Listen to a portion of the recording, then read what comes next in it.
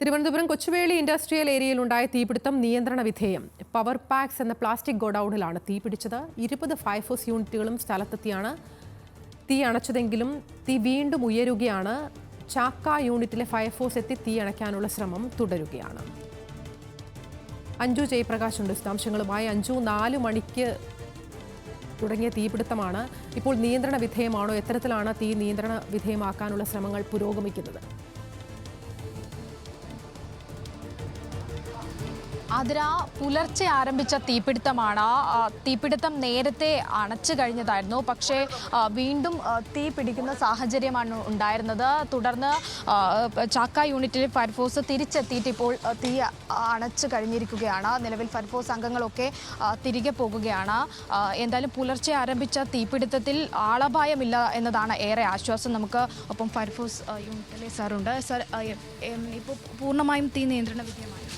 തീ പൂർണ്ണമായ നിയന്ത്രണ വിധേയമാണ്. എന്നാലും പ്ലാസ്റ്റിക് ആയതുകൊണ്ട് നമ്മൾ എത്ര എക്സ്റ്റിങ്ക്വിഷ് ചെയ്താലും അതിങ്ങനെ മെൽറ്റായി വീണ്ടും അതിനൊരു ഫയർ വീണ്ടും സ്റ്റാർട്ട് ചെയ്യാനുള്ള ചാൻസ് ഉണ്ട്. അതുപോലെ തന്നെ ഈ പ്ലാസ്റ്റിക് ഐറ്റംസ് കംപ്രസ് ചെയ്ത് അതിനെ അടുത്ത പ്രോസസ്സിങ്ങിന് വിടുന്ന ഒരു യൂണിറ്റാണ്. അപ്പോൾ ഈ കംപ്രസ് ചെയ്ത് വച്ചിരിക്കുന്നത് കൊണ്ട് തന്നെ മുകളിൽ നിന്ന് ഈ ഒരു ഹീറ്റ് അതിനകത്ത് തന്നെ നിൽക്കുന്നുണ്ട്.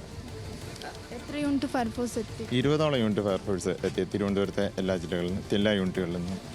നിലവിൽ അപ്പോൾ ഇനിയും ഫയർഫോഴ്സ് ഇവിടെ തുടരേണ്ട സാഹചര്യം? അതെ, ഒരു വണ്ടി ഈ പ്ലാസ്റ്റിക് ആയതുകൊണ്ട് വീണ്ടും സ്റ്റാർട്ട് ചെയ്യാനുള്ള സാധ്യതയുണ്ട്. എന്നാൽ ഫുള്ളി കൺട്രോളാണ്. എന്തെങ്കിലും ചെറിയ രീതിക്കുള്ള ഫയർ ഉണ്ടായാൽ പോലും അതിനെ എക്സ്റ്റിങ്ക്വിഷ് ചെയ്യാനായിട്ട് ഒരു ഫയർ യൂണിറ്റ് ഇവിടെ സ്റ്റാൻഡ് ബൈ ആയിട്ട് കിടക്കും. നിലവിൽ എന്താണ് കാരണം തീപിടുത്തത്തിന്? ഇല്ല, കാരണം ഇതുവരെ ക്ലിയർ ആയിട്ടില്ല. ഒരു ഇലക്ട്രിക് ഇൻസ്പെക്ഷനും അതിൻ്റെ ഫയർഫോഴ്സിൻ്റെ നമ്മുടെ ഒരു ഇൻസ്പെക്ഷനും ഈ ഫയർ പൂർണ്ണമായിട്ട് എക്സ്റ്റിങ്ക്വിഷ് ആയതിനു ശേഷം മാത്രമേ അകത്തോട്ട് കയറാൻ പറ്റൂ. ബിൽഡിങ്ങിനും ചെറിയ രീതിക്കല്ല, നല്ല രീതിക്ക് ഡാമേജസ് ഉണ്ട്. അപ്പോൾ അകത്തോട്ട് കയറി നോക്കുന്നതിന് ചെറിയ ബുദ്ധിമുട്ടുണ്ട്. അപ്പോൾ വേറെ എക്സ്പെർട്ട് ടീം വന്ന് അത് പരിശോധിക്കുന്നതായിരിക്കും. അതിനുശേഷം മാത്രമേ നമുക്ക് ആ ഒരു കേസ് ക്ലിയർ ചെയ്ത് പറയാൻ പറ്റൂ. അതായത് അതിര നിലവിൽ സൂചിപ്പിച്ചതുപോലെ ഞാൻ നിൽക്കുന്നത് ഇപ്പോൾ സൂര്യ പാക്സ് എന്ന് പറഞ്ഞിട്ടുള്ള ഒരു പേപ്പർ കമ്പനി യൂണിറ്റിൻ്റെ കോമ്പൗണ്ടിനുള്ളിലാണ്. തൊട്ടടുത്ത് കാണുന്നത് പവർ പാക്സ് എന്ന് പറഞ്ഞിട്ടുള്ള പ്ലാസ്റ്റിക് ഡംപ് ചെയ്തിട്ടുള്ള ഒരു യൂണിറ്റാണ്. ഈ യൂണിറ്റിലാണ് തീപിടുത്തമുണ്ടായത്. പുലർച്ചെയുണ്ടായ തീപിടുത്തത്തിൽ ആ സമയത്ത് ഈ കാണുന്ന ബിൽഡിങ്ങിൻ്റെ അകത്ത് ഇവിടെ ഒരു സ്ഥലമുണ്ട്. ഇവിടെ 3 തൊഴിലാളികൾ ഉറങ്ങിക്കിടക്കുകയാണ് ഉണ്ടായിരുന്നത്. അവർ തീപിടുത്ത സമയത്ത് അറിഞ്ഞിട്ടുണ്ടായിരുന്നില്ല തീ പിടിച്ചത്. പകരം ഇപ്പോൾ ഞാൻ നിൽക്കുന്ന കോമ്പൗണ്ടിനുള്ളിലെ സൂര്യ പേപ്പർ യൂണിറ്റ്, ഈ പേപ്പർ യൂണിറ്റിലും തൊഴിലാളികൾ ഉറങ്ങിക്കിടക്കുന്നുണ്ടായിരുന്നു. ഇവരാണ് ഇവിടുത്തെ തീപിടുത്തം ആദ്യമായി അറിഞ്ഞത്. അങ്ങനെയാണ് ഇവിടുത്തെ ആളുകൾ, ഇവിടെ ഉണ്ടായിരുന്ന തൊഴിലാളികളാണ് അതിനുള്ളിലെ തൊഴിലാളികളെ വിളിച്ചുണർത്തുകയും പുറത്തേക്ക് എത്തിച്ചതും എന്നാണ് അറിയാൻ സാധിച്ചത്. ഇവിടെയുള്ള ഈ യൂണിറ്റിൻ്റെ ഉടമയാണ് ഫയർഫോഴ്സിനെ വിളിച്ച് ആദ്യം അറിയിച്ചത്. തുടർന്ന് വേഗത്തിൽ തന്നെ ഫയർഫോഴ്സ് യൂണിറ്റ് സ്ഥലത്തെത്തുകയും ഏകദേശം 20ഓളം വരുന്ന യൂണിറ്റുകൾ സ്ഥലത്തെത്തിയാണ് തീയണച്ചത്.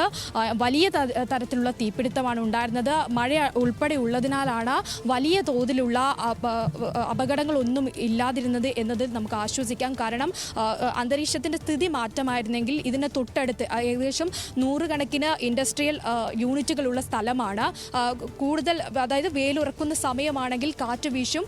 കൂടുതൽ തൊട്ടടുത്തുള്ളത് പേപ്പർ യൂണിറ്റ് ആയതിനാൽ തന്നെ വലിയ തരത്തിലുള്ള അപകടങ്ങൾ ഉണ്ടാവാൻ സാധ്യതയുള്ളതിനാൽ അത് പൂർണ്ണമായിട്ടും അതായത് ഫയർഫോഴ്സ് എത്തി വേഗത്തിൽ തന്നെ നടപടികൾ ആരംഭിച്ചു തീ അണയ്ക്കൽ ശ്രമം നടത്തിയതുകൊണ്ടാണ് അത് ഇപ്പോൾ തീ പൂർണ്ണമായി നിയന്ത്രണ വിധേയമാക്കാൻ സാധിച്ചത്. പക്ഷേ തീ അണച്ച് ഫയർഫോഴ്സിൻ്റെ 20 യൂണിറ്റുകളും മടങ്ങിയ ശേഷം വീണ്ടും തീ കത്തുന്ന സാഹചര്യമായിരുന്നു ഉണ്ടായിരുന്നത്. കാരണം പ്ലാസ്റ്റിക് ആണുള്ളത്, പെട്രോളിയം പ്രൊഡക്റ്റ് ആയതുകൊണ്ട് തന്നെ അത് വീണ്ടും കത്താനുള്ള സാധ്യതയുള്ളതിനാൽ ഒരു യൂണിറ്റ് ഫയർഫോഴ്സ് യൂണിറ്റ് ഇതിൻ്റെ പുറത്ത് തന്നെ നിലനിൽക്കും എന്നാണ് ഇപ്പോൾ ഫയർഫോഴ്സ് സംഘം തന്നെ പറഞ്ഞിട്ടുണ്ടായിരുന്നത്. എന്തായാലും നിലവിൽ ഇപ്പോൾ തിരുവനന്തപുരം കൊച്ചുവേളി ഇൻഡസ്ട്രിയൽ ഏരിയയിലുണ്ടായ തീപിടുത്തത്തിൽ തീ നിയന്ത്രണ വിധേയമാണ് എന്നാണ് മനസ്സിലാക്കുന്നത്. പുലർച്ചെ 4 മണിക്കാണ് തീപിടുത്തം ഉണ്ടായത്. ആളപായം റിപ്പോർട്ട് ചെയ്തിട്ടില്ല എന്നുള്ളതാണ് ഏറ്റവും ആശ്വാസകരമായ കാര്യം. വിശദാംശങ്ങൾ നൽകുകയായിരുന്നു അഞ്ജു ജയപ്രകാശ് തിരുവനന്തപുരത്ത് നിന്ന്.